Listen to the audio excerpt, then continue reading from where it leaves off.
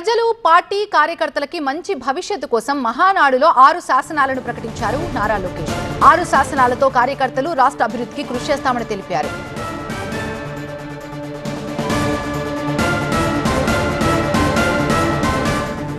ప్రజలకు పార్టీకి కార్యకర్తలకు మంచి భవిష్యత్తు అందించాలన్న లక్ష్యంతో సరికొత్త నినాదాన్ని రూపొందిస్తున్నాము. దీనికోసం 6 శాసనాలు నేను ఈరోజు మీ ముందు ప్రతిపాదిస్తున్నా. నా తెలుగు కుటుంబంలో భాగంగా ఈ 6 శాసనాలు ఉంటాయి. మొదటిది తెలుగు జాతి విశ్వఖ్యాతి, 2 యువగలం, 3 స్త్రీ శక్తి, 4 పేదల సేవల్లో సోషల్ రీఇంజనీరింగ్, 5 అన్నదాతకు అండగా, 6 కార్యకర్తలే అధినేత. ఇవి మన 6 శాసనాలు. పార్టీ కోసం పోరాడి ప్రాణాలర్పించిన కార్యకర్తల కుటుంబాలను ఆదుకున్నామని లోకేష్ అన్నారు. కార్యకర్తే అధినేత విధానంతో వారి సంక్షేమం, అభివృద్ధి బాధ్యత తీసుకుంటామని మహానాడులో లోకేష్ ప్రకటించారు.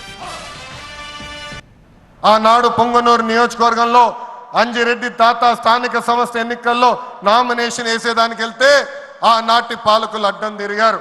తొడగొట్టి మీసాలు మిలేసి రండి నేను నామినేషన్ వేసి చూపిస్తానని చెప్పారు మన అంజిరెడ్డి తాత. రక్తం గారుతున్నా భయపడలేదు. చివరి ఓటు పడే వరకు, ఈవీఎం బాక్స్ కి తాళం వేసే వరకు ఆ బూత్ లో నిలబడింది మన అక్క మంజుల. నడివీధిలో ఆనాటి పాలకులు తరిమి కొట్టారు. ఏకంగా డివైడర్ పెట్టి కత్తిని గొంతుకు పెట్టారు. ఒక్కసారి వాళ్ళ నాయకుడికి జై చెప్పమంటే జై తెలుగుదేశం, జై చంద్రబాబు నాయుడు అని చెప్పి ప్రాణాలు పోగొట్టుకున్నాడు తోట చంద్రయ్య.